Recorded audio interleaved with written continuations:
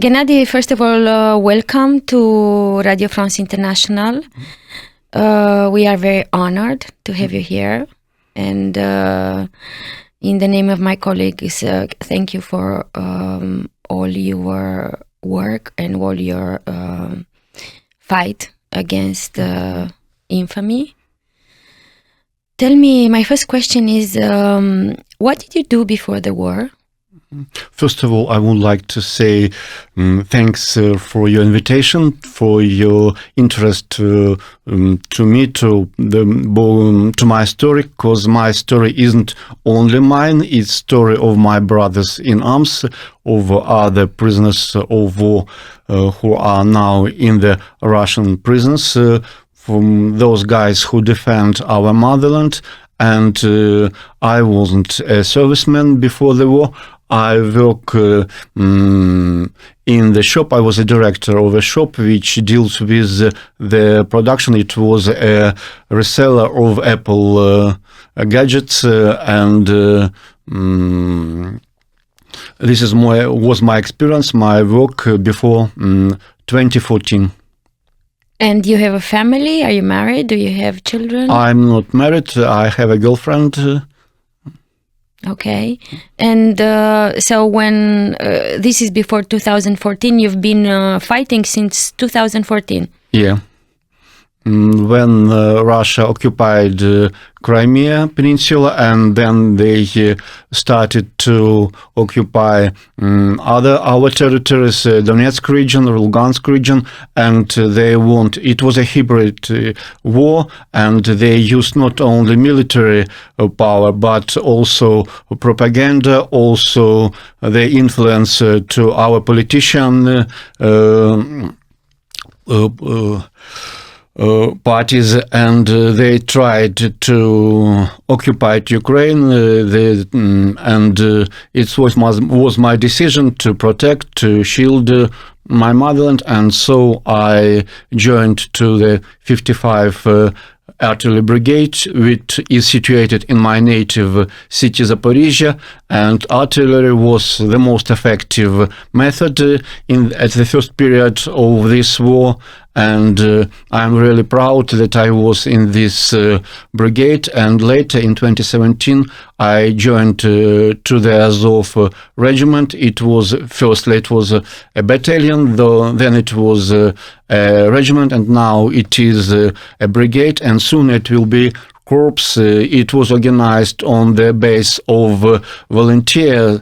All guys were real volunteers, and only some of them were professionals, but they have had and have and will have, I hope, always great strength to defend their motherland and to train and to be real professionals, to use the best weapon, to use the best methods of war, the best arts of war, the most actual. And so the spirit help our commanders to create the very effective regiment and very effective brigade now.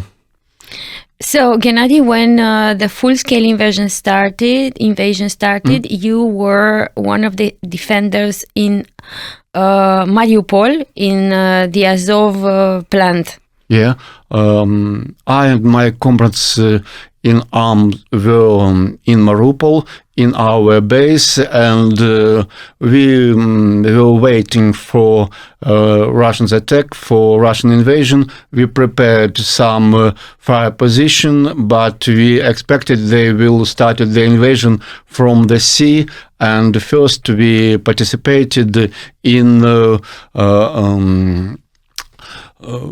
guarding our coast, sea coast, and then when we saw that they started the invasion from those Russian cities that are not far from Mariupol, we organized their destroying and replaced our fire positions near Mariupol, and we destroyed those columns, those Russians who tried to occupy it, who was on their way to Mariupol. We were all watching your fierce defense in Mariupol. So you were one of the people who resisted for, I think, weeks. We started the resist of this Azov city on 24 of February, and we were on the positions in the city up to the end of the April. Then we all moved to the Azovstal plant, and we received an order to stop our resist on 15-16 of May, and we received an order to put down our weapon and to be marched to the Russian prison, to the captivity. What did you feel? You knew they would make you a prisoner. What did you feel? And first impression of the defense of Mariupol was that Russian army did not hit us, did not hit our positions, though we hit and smashed their forces. They ruined the city, the city infrastructure, the houses of civilians. It was something terrible and awful. They claimed that they are liberators. They want to save these people, and they killed for 2 or 3 weeks. The first shield which reached our position was only on the 5th of March, and from 24 February till the 5th of March, they only ruined, only destroyed, only killed, exploited the absolutely peaceful city, absolutely peaceful civilians, locals, inhabitants. It was something unbelievable, unexpected, and unreal, but unfortunately it was true. It was a real genocide, it was a humanitarian catastrophe, and they didn't even have any sympathy, not for the civilians, but for their soldiers, because they did not protect with their fire, with their guns, with their tanks, their soldiers, who marched towards the Mariupol, but they killed and destroyed the peaceful city, the peaceful inhabitants. And their attitude to us in the prison was very brutal and very violent, and they received such an order from their authorities, not only in penitentiary system but from the governmental authority, to be as much cruel as they can. And in this way they did and do all their best to beat us, to punish us, to be brutal, to be violent to the Ukrainian prisoners of war. Maybe they cannot smash, they cannot win us on the battlefield, and so they try to do it in the prison, though the attitude towards Russian prisoners of war are vice versa. They even received money, they received all necessary medical care, and they have opportunity to communicate with their relatives in Russian, and their conditions are much more better, and different international organizations such as Red Cross, they regularly visit Russian prisoners of war, and their conditions are even much better than they had before in their army's units. And it's very difficult situation. Why? How many from Mariupol were taken prisoners?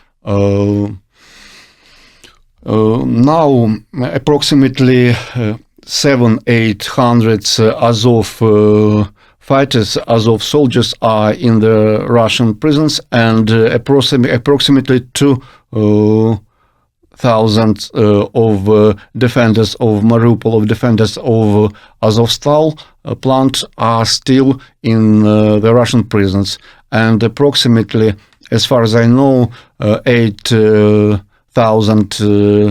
Ukrainian POWs are captured in Russian prison now. They are in the same prisons with Russian criminals, though according to the Geneva Convention they must be in separate places, in the separate camps for prisoners of war. You talk of very bad treatment while you were captive. Tell us. What were they doing to you? They think that we betrayed the ideas of great Russia, the ideas of Soviet Union, and we are the ideological enemies. They punished us, they beat us, because we are not only soldiers of another army, but for our political ideas, for our political views. But we only want to have our own independent state. We only want to be a part of Europe, to be free, to be democratic, to have an opportunity to travel, to communicate as all normal, as all civilian people do, to communicate with each other, to speak with each other, and only one state in the world wanted to fight, wanted to conquer, wanted to punish any other people, though they have a great number of different natural resources, they have a huge territory, they have their own problems, but they only want to teach everything how they must and how they mustn't live, with whom Ukrainians must have good relations and with whom we couldn't, in what political blocks Ukraine can be and in which we couldn't be. It's very difficult and for understanding situation, though we haven't any hate neither for Russians nor for those people who were in Mariupol. They often said that we hate the locals, that we hate the local inhabitants, and that's why they came to liberate them. It's absolutely false. For example, my bride is from Mariupol, and a lot of my brothers in arms have their wives, have their families, their brides, their girlfriends from Mariupol. A lot of my brothers in arms from Azov regiment made families and bought or built houses, buildings, flats in apartments in Mariupol, and it was a very good understanding, a very good communication between our guys and between local inhabitants. We often invited them for our different meetings, for our different concerts, sport innovations. So how are you feeling now? Quite well. I was in 2 or 3 medical centers. I have a very good medical care, which was organized by our support service from our brigade, and I received a lot of attention, a lot of care from many of my friends, relatives, and from absolutely unknown people. It was so great that it really helped me to accommodate to and you are ready to go back? You told me that you are ready to go back fight. I feel that I'm ready in my physical and my moral conditions to continue to go on fighting, and I'm going to be with my brothers in arms in front as far as it is possible. Thank you.